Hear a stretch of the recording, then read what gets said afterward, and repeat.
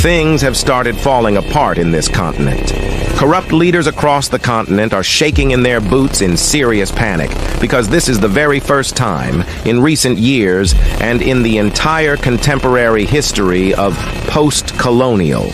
African youth are arising, but wait, who is disabling Africa? Foreign powers? It's not just the foreign powers, it's the leaders who fail to stand up to them, who allow themselves to be manipulated and controlled. It's the institutions that are too weak or too corrupt to defend the interests of the people. And it's the mindset that tells us we are not enough, that we cannot achieve greatness without the approval and assistance of others.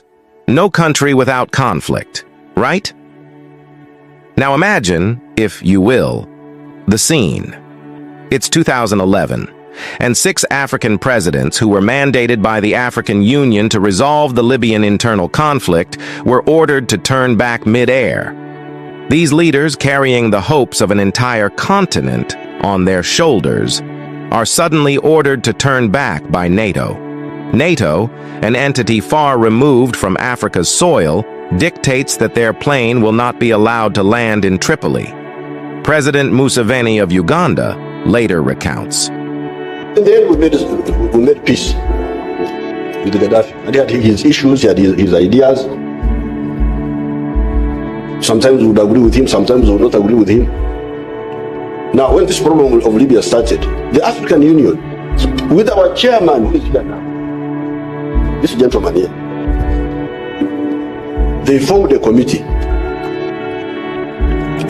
of a few of us. I think we were 6. I was one of them. The whole of the African Union gave that committee a mandate to look for a solution for the Libyan problem. Now, on one occasion, I didn't go that time. These excellencies, this one here, Jacob Zuma, and the others, I was not there, but my minister was among them. They entered a plane in Nouakchott in his place. They were going to Libya to mediate. And they were told by NATO to go back. Yes. Said, you go back. Yes. You see? If I'm telling you lies,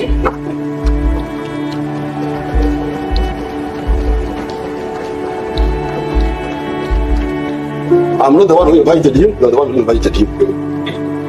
African presidents on an African mission over African soil were ordered by NATO to go back. That NATO has not allowed them to land in Libya. Now, we call this in Swahili, dharau. Contempt. Contempt. So now you can weigh yourselves now. Your presidents were ordered by NATO. 6 of them, not one. If it was only 7, maybe you could say.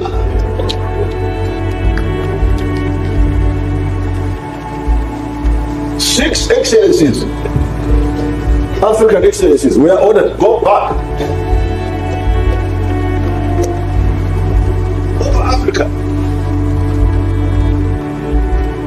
Now, these fellows didn't listen to us. They continued. They killed Gaddafi. Now Libya is in tatters. Up to today. And the problem did not only end in Libya. It went into Mali. It has gone now into Chad. The whole area is in flames. Egypt. Yeah. So now you see where you are. You were weak. Because of your weakness, you are colonized. Fortunately, we survived. And by a combination of factors, we got our freedom again. But we did not use our freedom to make ourselves stronger. We remained where we were. And now, the former colonists are coming back to continue where they had left off. They did not allow our plane to touch down in Tripoli. Can you feel the weight of that moment? The sheer audacity of it? It's been 13 years since the fall of Libya, and one must ask, has the country improved post-Gaddafi? Is this the freedom and progress that was promised? But here's the bitter truth. The oppressor will never voluntarily hand over freedom and progress to the oppressed on a silver platter. They have no interest in seeing Africa rise, develop, and compete on equal terms. They thrive on Africa disunity, on the cracks in our leadership, and regrettably, some of Africa leaders play into their hands, whether knowingly or unknowingly, perpetuating this cycle of oppression. And this moment in 2011 was a stark reminder of that. It was more than just a plane being turned away. It was a symbolic castration of African resolve, a clear message that the powers that be had no intention of letting Africa determine its own fate. Of course, this incident also lays bare the harsh reality that the African Union, the supposed shield and voice of the continent, is little more than a toothless bulldog. What use is this union if it cannot protect the sovereignty and dignity of its member states? Gaddafi, for all his flaws, single-handedly funded the AU's startup, envisioning it as a bulwark against external domination. Yet, with his downfall, orchestrated and cheered on by NATO, the AU's impotence was laid bare. It seems that NATO achieved its aim, not just in removing Gaddafi, but in weakening the AU to the point of irrelevance. This brings us to a crucial question. Who is truly disabling Africa? Is it the external forces that have always sought to control and exploit our resources? Or is it us, our leaders, our institutions, our people, who have allowed ourselves to be internally disabled, own course without interference? If Africans don't recognize the forces at play, both external and internal, then Africa is indeed complicit in its own downfall. The colonial mindset, deeply ingrained in our politics, our economies, and even in the minds of our people, must be completely eradicated. We cannot continue to allow our progress to be dictated by those who have no interest in our success. The events of 2011 are not just a distant memory. They are a stark warning. They show us what happens when we allow ourselves to be divided and controlled by outside interests. The turning away of those African presidents was not just a diplomatic slight. It was a powerful demonstration of how little respect Africa commands on the global stage. And why is that? Because too often, our leaders have been willing to play along, to be the pawns in a game that is rigged against us. Out of 54 Africa countries today, as we watch countries like Burkina Faso, under Ibrahim Traoré, Mali and Niger take bold steps to reclaim their sovereignty, we must ask ourselves, what would Africa look like if more of our leaders had the courage to say no to foreign control, to reject the exploitative relationships that have kept the continent in chains? Imagine a united Africa, where the AU isn't a toothless bulldog, but a roaring lion, defending the interests of its people with real power and conviction. Imagine a continent where decisions about our future are made not in foreign capitals, but right here at home. But this is not just about dreaming. It's about action. The colonial mindset is still alive and well, lurking in the corridors of power across Africa. It manifests in the decisions of leaders who prioritize their personal gain over the well-being of their people. It's seen in the willingness to accept foreign aid with strings attached, to allow our resources to be plundered while our people live in poverty. It's reflected in the constant reliance on external validation, on the belief that we cannot succeed without the help of those who have historically oppressed us. But there is hope. The tide is turning. In places like Burkina Faso and Niger, we see a new generation of leaders who are breaking free from the old ways, who are determined to build a future that is truly African in its vision and execution. These leaders are showing us that it is possible for Africa to take control of its own destiny, to stand up to the forces that seek to keep us down. You will be surplused to hear this. Niger Republic, a land rich in resources, yet plagued by poverty. This is a country that should be a beacon of prosperity, with its vast uranium reserves, oil, and agricultural bounty. But for years, Niger was shackled by the chains of foreign exploitation, its wealth siphoned off by former colonial masters while its people were left to suffer. How does a nation so rich in resources become one of the poorest in the world? And more importantly, how does it break free from the chains of exploitation? In August 2023, the people of Niger made a bold move that shocked the world. They decided they had had enough. Enough of foreign control, enough of their resources being plundered, enough of their destiny being dictated by others. They kicked out France, the US, and Germany, reclaiming their sovereignty and their wealth. Now, for the first time in decades, Niger determines the price of its own uranium, its own oil, and its own future. The transformation has been nothing short of revolutionary.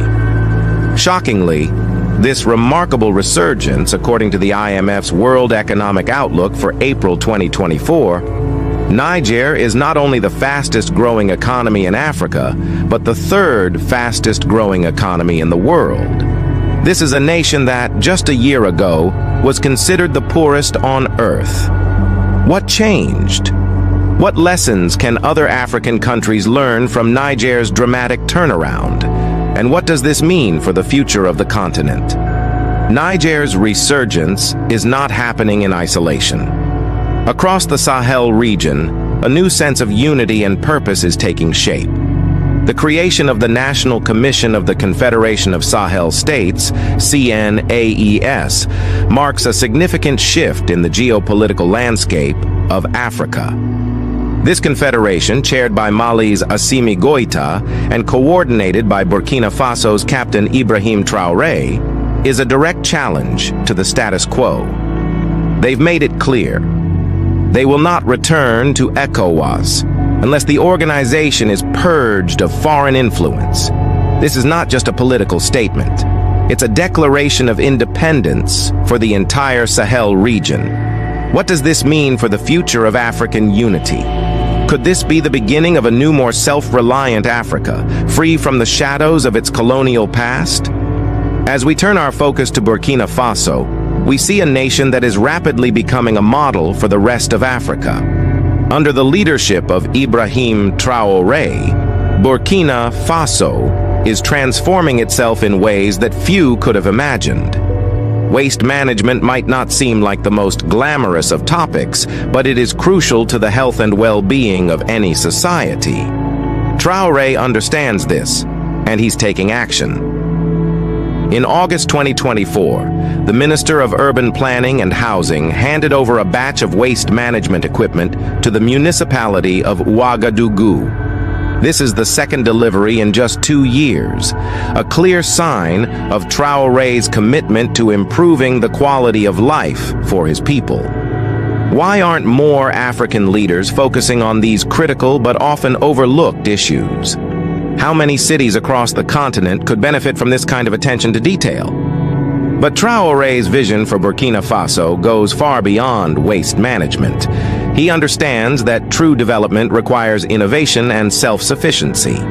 That's why he's prioritizing the training of engineers and the creation of local industries. In a speech that left many cheering, Traoré announced his plan to reduce Burkina Faso's reliance on foreign imports by developing local expertise and manufacturing capabilities. He's not just talking, he's taking concrete steps to make this a reality. He's cutting taxes for small businesses, reorganizing state funds to support local entrepreneurs, and pushing for the creation of more industries within Burkina Faso. What would Africa look like if more leaders took this approach? If instead of importing expertise, they cultivated it at home? Meanwhile, the Confederation of Sahel States is also making strides in regional cooperation. The CNAES, under the authority of President Traoré, is responsible for coordinating and monitoring the activities of the AES Confederation. This body is tasked with implementing the decisions of the College of Heads of State and preparing for future meetings.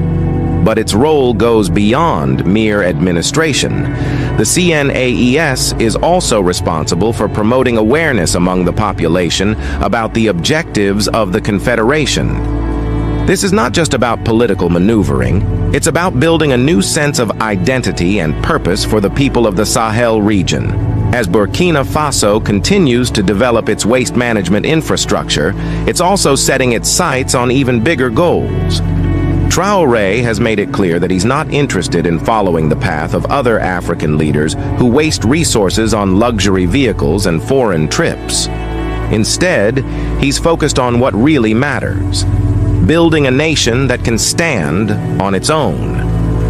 He's rejected the luxury SUVs that have become symbols of corruption in so many African governments. Instead, he's channeling resources into projects that benefit the people. He's not interested in the trappings of power. He's interested in results. How different would Africa be if more leaders had this kind of dedication, if they put the needs of their people above their own comfort? But Traoré's vision, again, doesn't stop there. He's also focused on the strategic importance of local manufacturing and production. In his recent speeches, he emphasized the need for Burkina Faso to produce more of what it consumes. This is not just about economic independence, it's about national pride. Traoré is determined to reduce Burkina Faso's dependence on foreign goods, and he's taking concrete steps to make this happen. He's reorganizing state companies to ensure they are more efficient and effective, and he's setting up new industries to transform raw materials into finished products. How much stronger would the continent be if it relied less on imports and more on its own resources? And then there's the issue of education.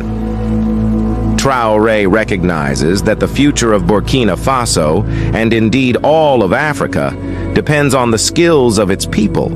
That's why he's restructuring the education system to prioritize engineering and vocational training. He's turning the Polytechnic School of Ouagadougou into a full-fledged university, focused on producing the engineers and technicians who will build the nation's future. This isn't just about creating jobs. It's about creating a sustainable economy that can stand on its own. How many other African countries are still stuck in outdated education systems, churning out graduates with degrees that don't match the needs of their economies?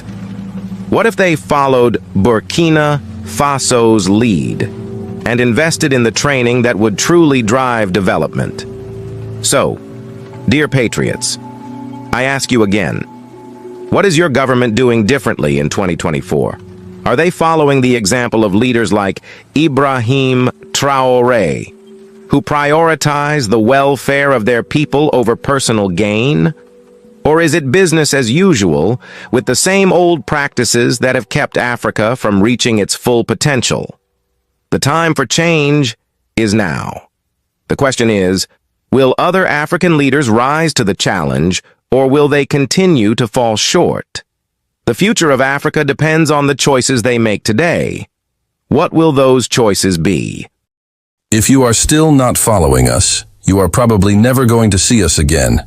But if you are, congrats. You are on a journey of discovery as we unlock the mysteries of the past.